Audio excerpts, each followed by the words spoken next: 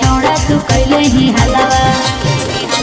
महमा मामा चिल्ला हो कौन रिश्ता तानी भई भीगे महमा मामा चिल्ला हो कौन रिश्ता तानी भई भीगे टोला के माल पटन रे छौड़ा तमा में नौका भई मेरे टोला के माल पटन रे छौड़ा तमा में नौका भई मेरे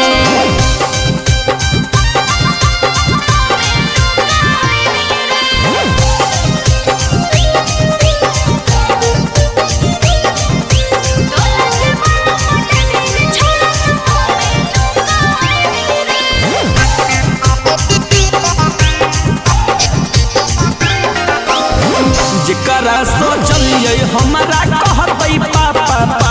पागे पापा ता छोड़ रिश्ता उल्टा भेलैसा भागे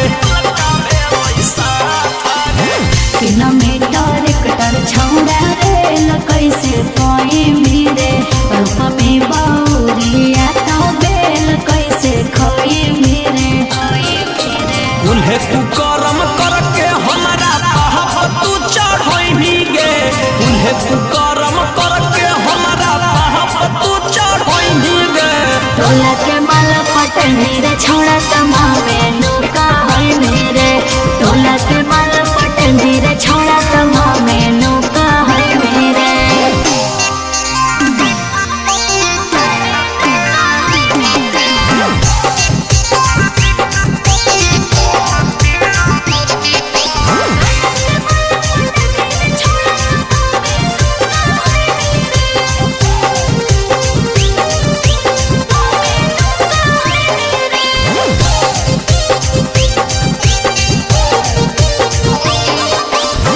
जोड़ले नहीं छौरी कैसन उल्टा सीधा रिश्ता